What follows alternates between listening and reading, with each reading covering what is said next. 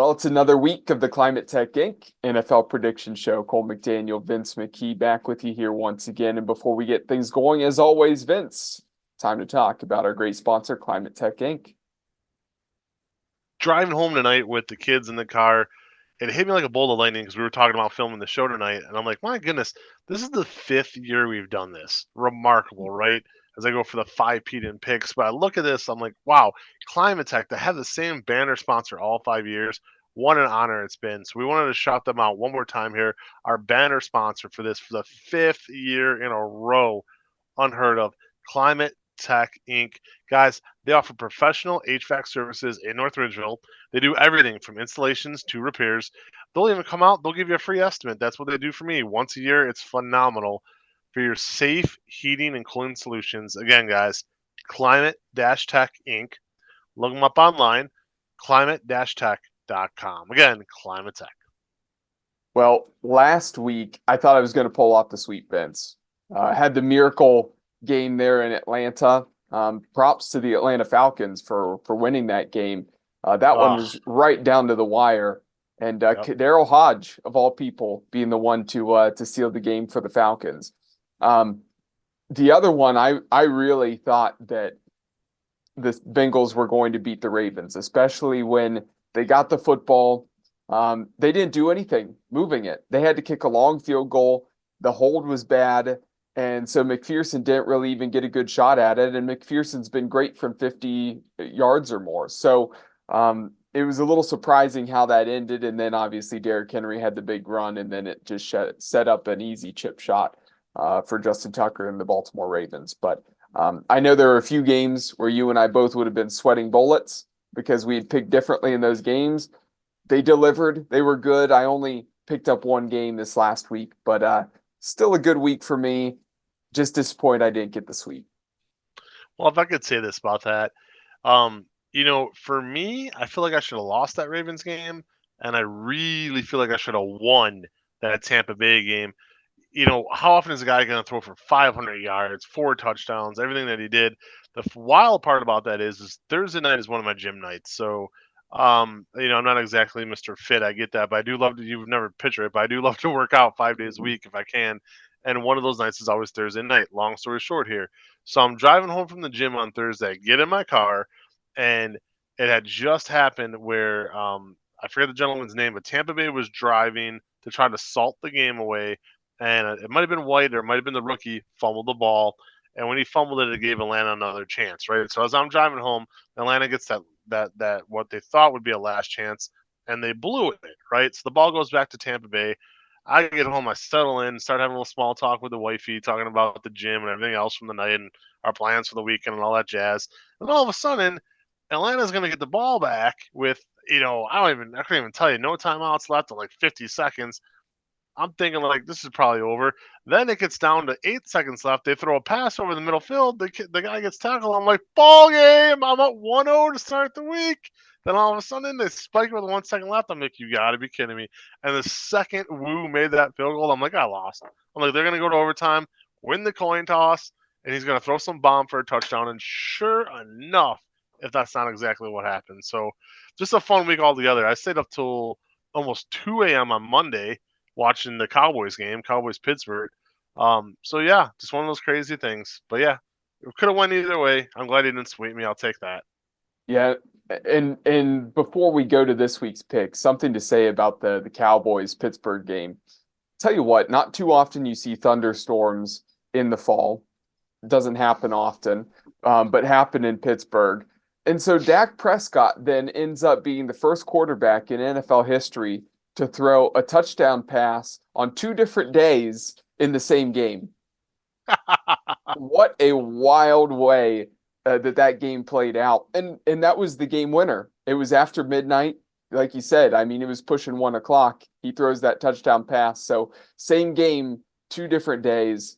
What a long, long night for to have a primetime game, to have the thunderstorm.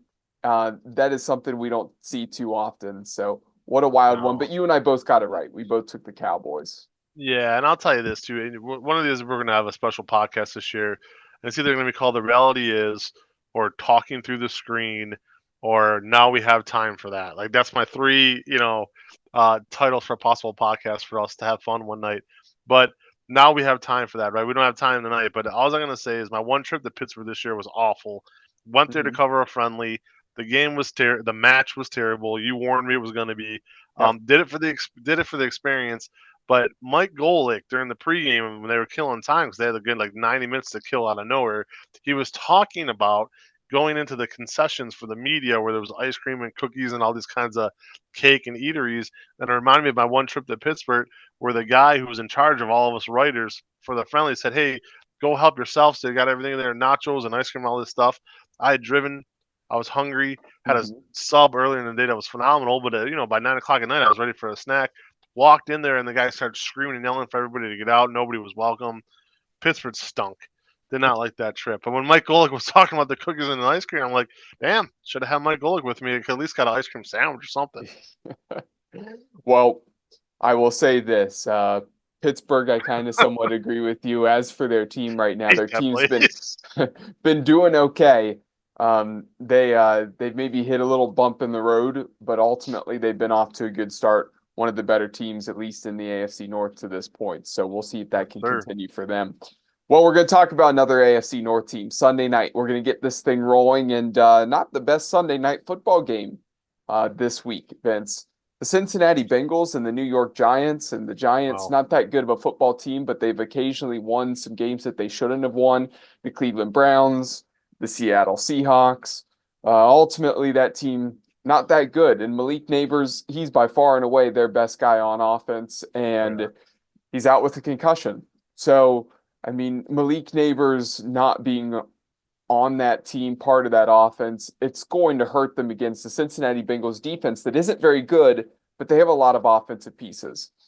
The Bengals, I mean, they really lost that game against the Baltimore Ravens where they had several opportunities to win it. They allowed the Ravens to get back into the game. Ultimately, it went to overtime, and they had a great chance to win it. And the hold was messed up. So who knows what the kick would have actually looked like if the hold would have been down right and it didn't throw off McPherson. Would have liked to have seen that kick actually go away clean and see what actually happens. But I think they bounced back here against the New York Giants. This Bengals team, they're better than the Giants, despite having the worst record at the moment. I think they do just enough, 27-20. Cincinnati, and I've never been a big proponent of should be. I've lived my entire 42 years on this earth as I am. I steer away from the term should be. But I'll say it this time. Cincinnati should be 3-2, if not better. You look at this, Kansas City, there was a blown call cost them the game. There's no way they should have lost week 1 to New England, and they did. Last week to the Ravens, there's no way they should have lost that game. You give them those 3 wins, you take those away, they could be 4-1 right now, at the worst 3-2, but they're not. They're 1-4. It looks like a disaster. Even with that being said, feel very confident they're going to go into New York on Sunday night and win by at least 2 touchdowns, if not more. The Giants are a joke. You talk about, the Browns should have beat them. Who even knows anymore with Cleveland? I give up on them right about now. Bengals, I think in a rout on Sunday night. Yeah, I think that's pretty fair there on that. Surprising that the Giants have the wins that they have. They're though of the two teams in New York, they're the worst of the two. Yet the Jets are the ones who are underperforming, and they finally fire Robert Saleh, who's great defensive mind as a defensive coordinator, but as a head coach, he has been awful. And at least for the Jets, that little rodeo is done here at this point. We'll see if the Jets can actually start to hit their stride. Well, we'll talk about the Jets. Monday Night Football, they're going up against the Buffalo Bills. A lot of times, once you see a coach gets fired, at least for a week or two with an interim coach, there's a lot of times a little bit of a spark. Mm-hmm. So, Vince, do the Jets play well enough that they can beat the Buffalo Bills, or the Buffalo Bills who started hot, maybe gone a little bit cold here as of late, do they get back on the right track? I'm actually going to take Buffalo on the road here. I don't like what I see so far out of Brees Hall. I don't base a lot of things on fantasy football. I really, truly don't. But Brees Hall was a guy picked high in a lot of fantasy football drafts. The running back in an Aaron Rodgers system usually does very well. he has underperformed to say the least. Aaron Rodgers has underperformed, at times, right? I don't want to knock a guy who's going to be a Hall of Famer, maybe a first ballot Hall of Famer, Rodgers. I don't put the full blame on him. I do think a lot of it was Robert Saleh. I've been saying this for years. I did not like his coaching style. The guy was a great defensive coordinator in Seattle, but when he was going to be a head coaching candidate, I just didn't really care for it, right? It might have been San Francisco. I apologize. I actually San think it was San Fran. Francisco. Yeah. Mixed up my NFC West S's. So regardless, I don't like the time tough guy routine. It works for some people. Dan Campbell, I feel like it works for in Detroit. For years, Bill Belichick. There's certain that tough guy mentality and and screaming and yelling. It works for some coaches. It does. I played for coaches like that where it worked. Unfortunately, um, you know, made more than a few little leaguers cry over the years, but they got the wins, right? So, but professional football that only gets you so far. Either you have the skill to coach and game plan and in-game strategize, or you don't. I feel like Robert Saleh just did not have that last year with all that hype. Went south quick. Ironically, here's the rematch of the game that me and you talked about a lot last year. Week 1, I picked Buffalo, you picked the Jets. You won, and then like I said, I felt like I was chasing that one game all stinking year.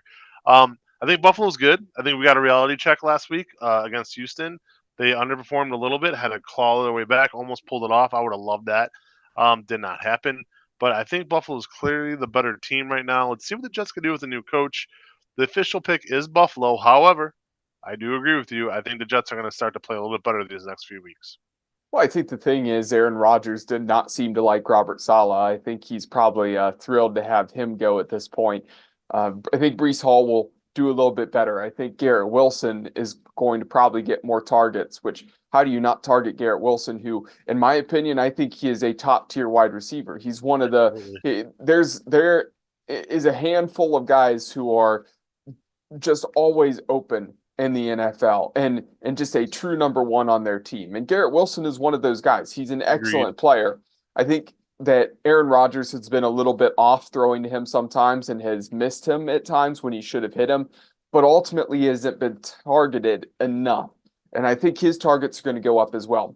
Look at their defense, though. They have a really good defense. I think the Jets have one of the best defenses in the NFL at this point. I really think that this Jets team, as much talent as that they have, they should be a team contending for a playoff spot. So maybe they get the spark that they need.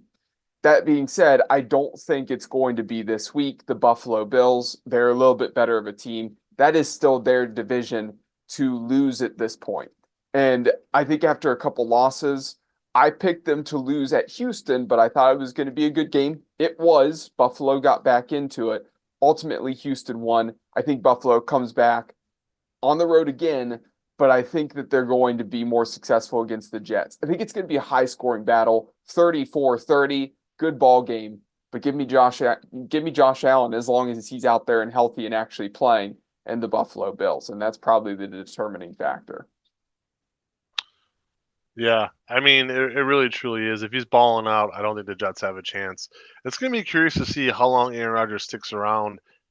He's not the kind of guy to feign injury or anything like that, but eventually they might get to the point by week 8 or 9 if they're so far out of it. Then what do you do? I mean, you almost have to play him, and I get that, but at some point the Jets might need to start looking at the future. This was a 2-year experiment that couldn't have gone any worse at this point. Yeah, maybe they'll want Deshaun Watson. I think the Ah! Browns would give him up. Start typing away over here. Ideas for Vince. Just sparked one. We'll see if something pops up.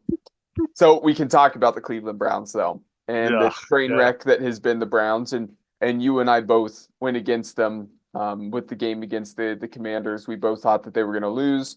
I think we pretty much jumped off that ship here at this point because I think the turning moment for them was Las Vegas. If they could go and win at Las Vegas, they had a chance to maybe do something this year still.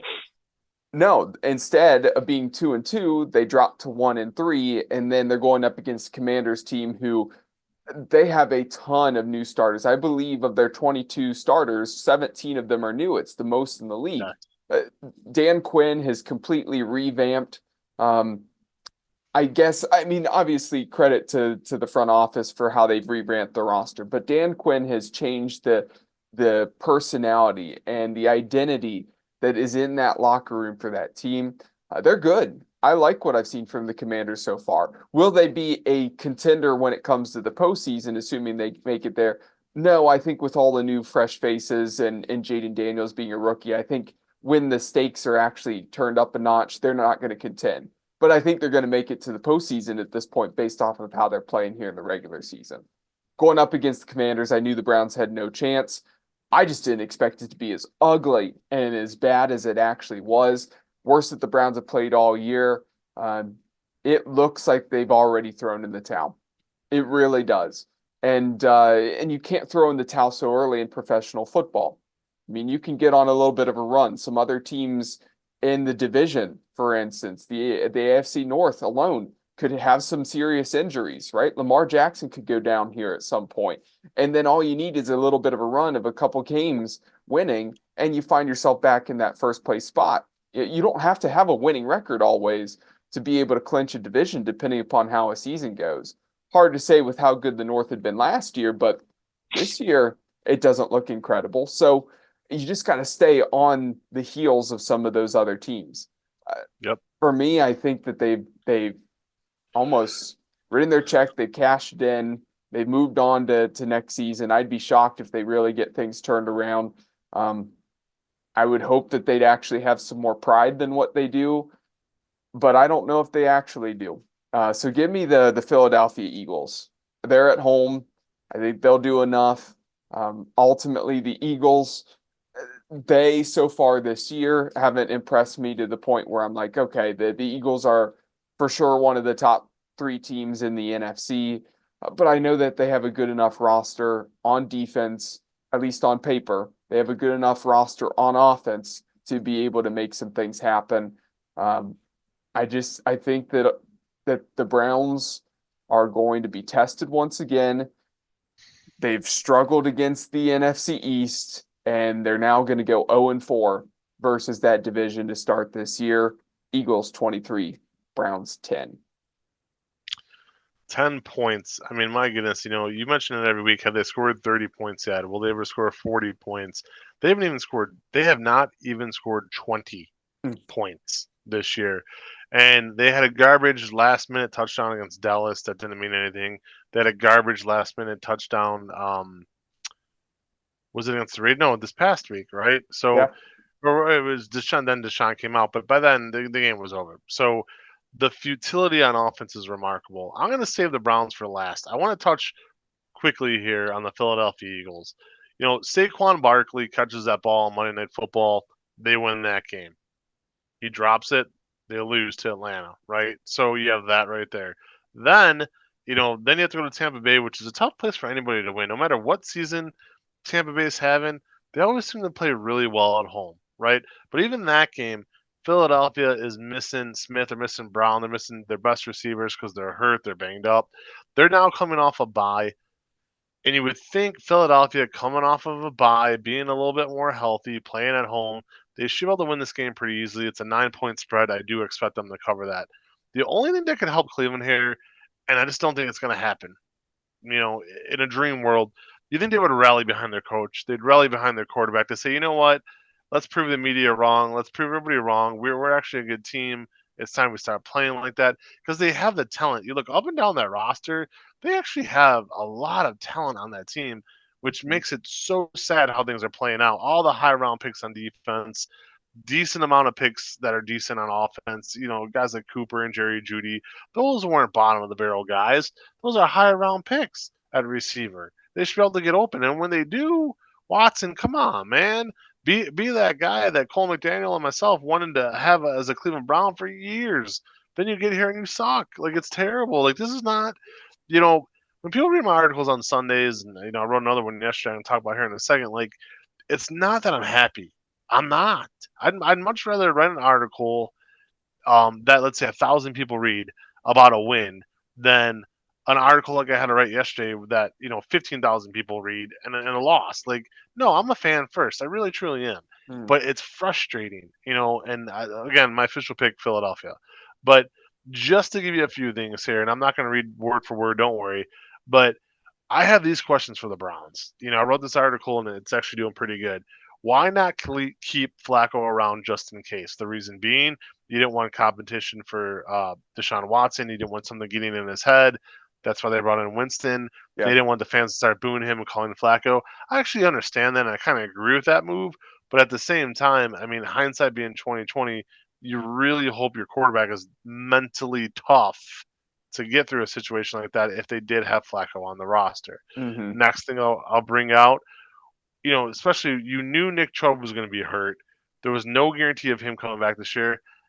Why not take a sniff for Kareem Hunt? One more 1 year deal for Kareem, a quick 1 year deal. I don't think it could have hurt. The guy led our team in touchdowns last year, led the Browns in touchdowns. He's got a nose for the end zone at the goal line. It wouldn't have hurt. I like Naheem Hines a lot. I don't even know what he's going to do, when he comes back. Maybe something. He's more of a special teams guy. But, with him and Jerome Ford, you still don't have that power back. And then Foreman, 1 week you use him, 1 week he never sees the field. So, sporadic. I'll fly through the rest here. Why did they fire Alex Van Pelt and stop Mitchell? I still don't know. And it's not that they fired him, but they didn't read new contracts and all that. But still, you had an OC that was working. Yeah, he wasn't calling the plays, but Stefanski, and this is something that I think fans need to understand. Stefanski knew how to call the Van Pelt playbook. He did. Mm-hmm. Yep. It's not that playbook anymore. It's Dorsey's. And why you would bring in Dorsey after the disaster of a season he had in Buffalo, I'll never know. Clearly, Josh Allen was the talent of that relationship. Finally, things like Cooper, maybe you should have signed him long term, gave him the money he wanted. His attitude might be a little bit better. No preseason work. Why did you draft, Zach Zinter so high? All kinds of things here that it's like, maybe if you made one tweak here, one tweak there, but at the end of the day, I'll say this about the Cleveland Browns, especially this week. Bite the bullet, eat the money, and trade or sit Deshaun Watson already. I don't think you're going to trade him. It'd be nice. Don't see it happening. But if you had to sit the guy for a week to prove a point, you had nothing to lose at this point. Like Cole said, it's a crappy year for this to happen because the AFC North is really down. You look at Baltimore at 3-2; they could have very easily been 2-3. Yep. As we said, Cincinnati should have won that game. And their Pittsburgh's defense stinks. Cincinnati's defense stinks. And Cincinnati's about the most, or not Cincinnati, I'm sorry. Pittsburgh is about the most fake 3-2 team you're going to find. That's one of the few games I actually looked at today when I saw Aiden McConnell was going to start for the Raiders. So I'm actually going to give you a giveaway. I will be picking Pittsburgh in that one. So Pittsburgh's probably going to be 4-2. But you look at the buzzsaw of a schedule coming up for Pittsburgh, especially after the break, they're going to fall. They might win 9 games total. This was the year for the Browns, and it just makes it all the more frustrating. Official pick, Philadelphia Eagles. And before we move on, to kind of put a bow on this, the sad thing about Deshaun Watson, the Deshaun Watson of old, right? He had the running ability, he had the arm strength, he could evade tacklers in the backfield better than most other quarterbacks in the league. There was so much that was good about what he did. The sad thing about it is because for a lot of people who wanted him years back before all this stuff happened, and then you get to after it, what we're still seeing on the field, and he actually against the Raiders, for instance, played well. He did not play well against the Commanders, but you can still see that he has that ability to evade tacklers in the backfield and get out of situations where you're like, he's going to get sacked, and he somehow gets out of it. You see the running ability. His arm's fine too at this point. It's healed up. It's above the shoulders. The problem is as he's gone through so many different things, I think he's just lost it mentally. Yep. He doesn't have the vision to find his receivers to throw them open. Maybe that was from being out of the game, long enough where he wasn't playing for a while. So maybe he kind of lost that. Maybe it's just he just doesn't have the mental toughness. I don't know what all went wrong with him up there. I was hoping that he'd be able to get back into a rhythm and a groove, but I think his situation he had in Houston, I think that pretty much killed his career. I don't think he's ever been able to mentally recover from that, mentally get past it. I think as much as he says he doesn't hear the noise, I think he very much so hears the noise, and he plays nervous and he plays scared. And I wish he would almost be able to relax a little bit out there, take some risks. And sure, there might be occasional interceptions, but they might have some big plays. Some of that has to do with the play calling. Some of that has to do with him being in his head. I don't know, but he's not the answer, unfortunately. We were all hoping he would be. Even the people who were against Deshaun Watson and don't like Deshaun Watson, if you're a Browns fan, you want him to succeed because then the Browns are going to succeed. So it's a shame that it didn't pan out. But I think it is what it is. I mean, this should be the end of it. Jameis Winston's not going to be the guy for the long term, but might as well go to him and see if you can get a little bit of a spark. But I don't think they're going to do it just because of ownership paying Deshaun Watson so much. So it's going to be a rough year, unfortunately. We talked about it a few years back. I think the first season we did this show, and I'll leave it like this. One of the great things that makes Andy Reid a phenomenal coach is that he plays to the talent he has. Andy Reid was a guy with the Philadelphia Eagles that I could not stand. There was something about him I just didn't like. And then when he got to coaching Kansas City, I kind of started to warm to him a little bit because I saw what he was doing, right? This is a guy who went to a Super Bowl with Donovan McNabb. This is a guy who had Alex Smith in the AFC Championship game. He knows what he's doing, right? And that's the thing. Like it irks me a little bit because it's like if you had a system that was working with Stefanski, okay, and everybody wants to talk about the two interceptions, the pick sixes that Joe Flacco threw in that game against the Houston Texans. That's one stinking game, and it didn't even cost them the game. I know everybody loves Denzel Ward and Newsom and all those guys in that secondary. The secondary cost the Browns that game. They got lit up like a Christmas tree to the point where the Browns had to start throwing the ball in every down. Became predictable, and it is what it is. But it's just frustrating to me because you had a system in place that worked. And when you're going to bring Deshaun Watson back in, this was a guy who was already in the Van Pelt system for 2 seasons. Granted, he only played 6 games season 1 and 8 games season 2, but he was already familiar. He knew the playbook. He knew what Stefanski needed him to do.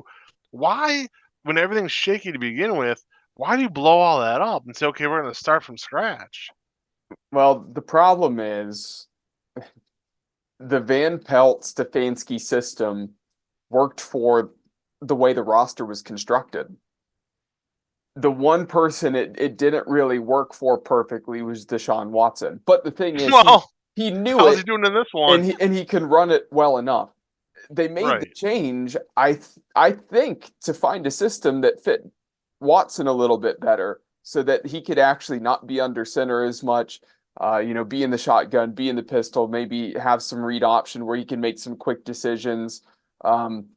They could use his running ability. They were trying to take a guy who was experienced with Josh Allen and be like, hey, let's take some of what you did with Josh Allen and do that for Deshaun Watson. The problem is that system, yeah, it might be better for Deshaun Watson, but it's not good for the rest of the team. And it's not as good for the offensive line. They're struggling with it because this is an offensive line that has just been built on running that football and power. And it's not good for the rest of the guys. And so Deshaun Watson doesn't really even have the time to run it. So the whole thing's been a bust. It's been a dud. And if you're going to bring somebody in to run their system, let them be the one to call the plays. Instead, you have a guy in Stefanski calling the plays for Dorsey's system. It doesn't make any sense. You got to fully commit. It's like they're 1 foot in, 1 foot out of the door. I don't know. It's odd, but needless to say, it's been a dud so far this season. Something's got to change, and I'm not saying Stefanski needs to be fired. He's 2-time coach of the year. He's a good coach, but at minimum, go back to his system, get something going, run the football, throw some screens. I mean, come on. We got to get that football moving at least a little bit offensively. Agreed. Well said. Yeah. Agreed. I mean, Well, it's frustrating. well, let's wrap this thing I up wore a here. wrestling T-shirt this week to try to cheer myself up. Well, let's wrap this thing up here with our upset picks. Vince, I'm gonna start off by toss it to you. I know it's obviously not going to be the Steelers getting beat by the Raiders. You have the Steelers, so who is your upset? There was a group a few years back. I couldn't stand their music. In fact, they sing one of the most irritating songs of all time, but they were called the Kings of Leon. I don't know if you ever heard of that group. Yep. Okay, horrible. If they were playing in my front yard, I wouldn't watch them. So the Kings of London are back again, my man. Yep. Yep. Jacksonville. I saw that and I had I'm like, you gotta be I'm like, yes, done. I was pressed for time today. Didn't put in the normal amount of prep I usually do for this show, unfortunately. But yeah, I'm done. Kings of London, are you kidding me? Jacksonville. I don't care if they're playing God. Jacksonville as an underdog, there you go. Yeah, it felt like a no-brainer. I mean, Sunday Yeah, morning in London, Jacksonville always looks like a Super Bowl caliber team when they're over in London, at least as of late, last couple of years. So, it's um, unreal. yeah, them as underdogs against the Bears. I took that same one. But my upset pick, Vince, I'm going to say that the Seattle Seahawks, they win at home against the San Francisco 49ers. I think the 49ers, as good of a team as they are, they're off to a little bit of a slower start. I think they're going to catch some fire later in the season. They're going to get into a rhythm, but they haven't found that rhythm yet. The Seahawks, they've lost their last couple games, but they were off to a good start to the season. I think the 12th man going to make some noise for this game. And I really think that this is going to be a good thing for the Seattle Seahawks. And correct me if I'm wrong. Is that the Thursday night game? It is 2 weeks in a row. We split the difference. So there you have it. So prime time going to Seattle and dealing with the 12th man there, and it's a noisy stadium in prime time. I like the Seahawks to actually win that one. I think it's going to be a close ball game, 24-21, but that is my official upset, even though, yes, I had the Jaguars as well. All good. I'm picking the Niners. I do have a question for you though. Do we know how close McCaffrey is to coming back?